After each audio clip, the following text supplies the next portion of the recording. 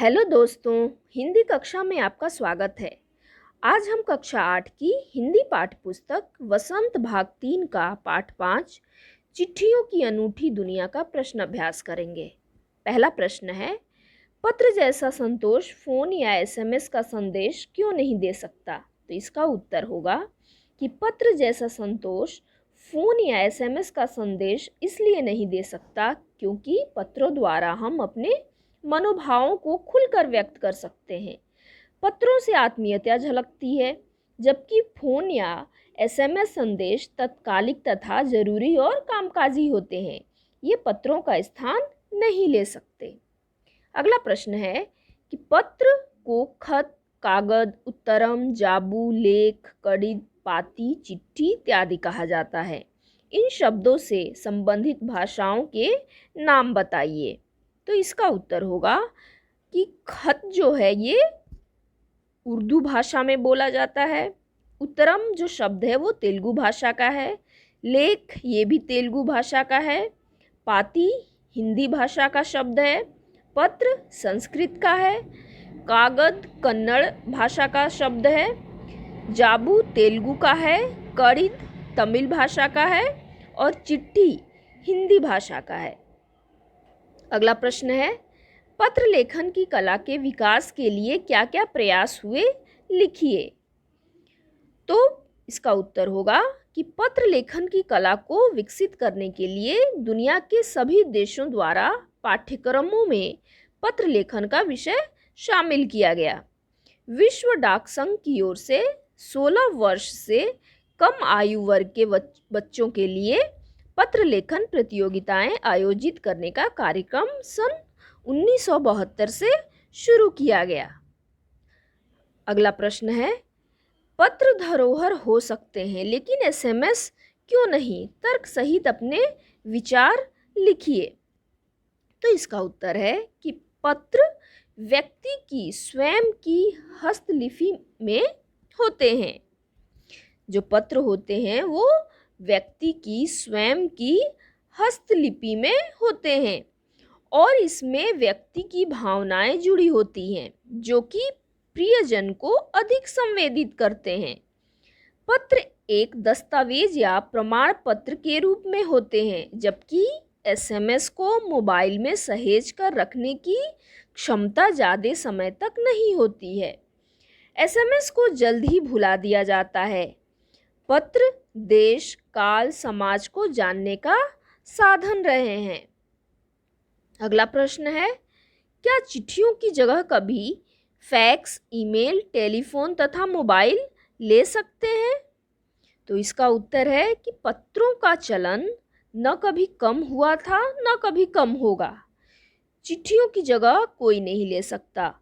पत्र लेखन एक साहित्यिक कला है, परंतु फैक्स, ईमेल, टेलीफोन तथा मोबाइल जैसे तकनीक माध्यम केवल कामकाज के क्षेत्र में महत्वपूर्ण हैं। आज के समय की ज़रूरत है, फिर भी ये पत्र का स्थान नहीं ले सकते। अगला प्रश्न है, किसी के लिए बिना टिकट सादे लिफाफे पर सही पता लिखकर पत्र बैरंग भेजने पर कौन सी कठिनाई आ सकती है, पता कीजिए। तो इसका उत्तर है कि बिना टिकट सादे लिफाफे पर सही पता लिखकर पत्र बैरंग भेजने पर पत्र को पाने वाले व्यक्ति को टिकट की धनराशि जुर्माने के रूप में देनी होती है। अगला प्रश्न है, पिन कोड भी संख्याओं में लिखा गया एक पता है, कैसे? तो पिन कोड किसी खास क्षेत्र को संबोधित करता है कि यह पत्र किस राज्य के किस क्षेत्र का है। इसके साथ व्यक्ति का नाम और नंबर आदि भी लिखना पड़ता है। पिन कोड का पूरा रूप है पोस्टल इंडेक्स नंबर। यह 6 अंकों का होता है। हर एक अंक का खास स्थानीय अर्थ होता है, जैसे पहला अंक राज्य, दूसरा और तीसरा अंक उपक्षेत्र, अन्य अंक क्रमशः डाकघर आदि के होते हैं। इस प्रकार पिन कोड भी संख्याओं में लिखा गया एक पता है।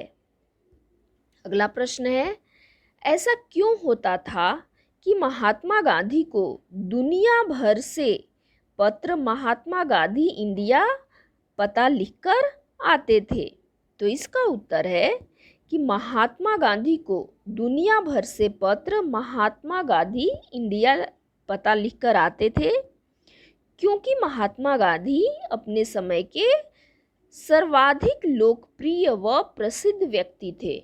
गांधी जी देश के किस भाग में रह रहे हैं यह देशवासियों को पता रहता था, अतः उनको पत्र अवश्य मिल जाता था। भाषा की बात, पहला प्रश्न है, किसी प्रयोजन विशेष से संबंधित शब्दों के साथ पत्र शब्द जोड़ने से कुछ नए शब्द बनते हैं, जैसे प्रशस्ति पत्र, समाचार पत्र। आप भी पत्र के योग से बनने वाले 10 शब्द लिखिए। तो 10 शब्द इस प्रकार हैं। पहला शब्द है प्रार्थना पत्र, औपचारिक पत्र, दैनिक पत्र, पाक्षिक पत्र, साहित्यिक पत्र, मासिक पत्र, वार्षिक पत्र, साप्ताहिक पत्र, सरकारी पत्र और निमंत्रण पत्र। अगला प्रश्न है, व्यापारिक शब्द व्यापार के साथ इक प्रत्यय के योग से बना है। इक प्रत्यय के योग से बनने वाले शब्दों को अपनी पाठ्य पुस्तक से खोजकर लिखिए।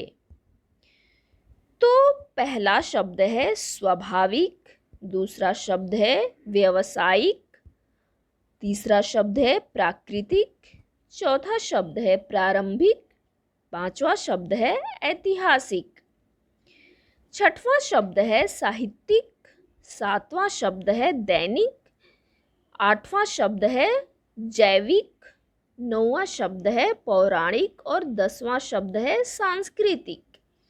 तो इक प्रत्यय से बने हुए ये 10 शब्द हैं।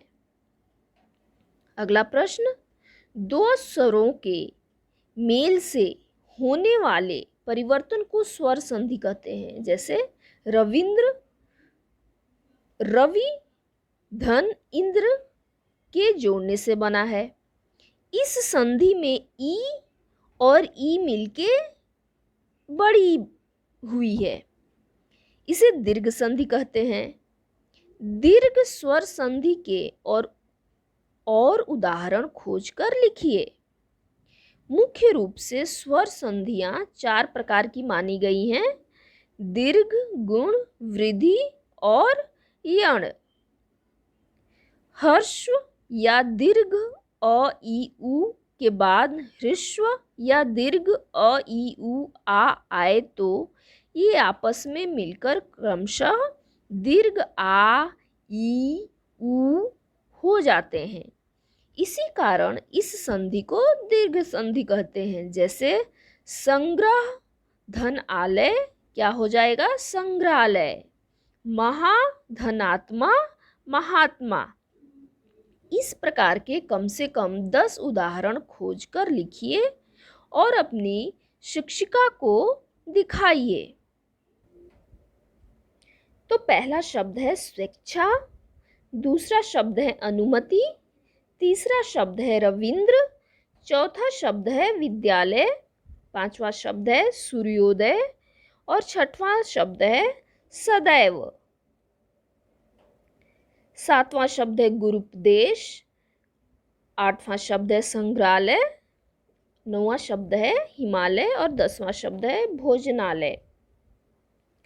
तो ये सारे शब्द स्वर संधि के उदाहरण हैं।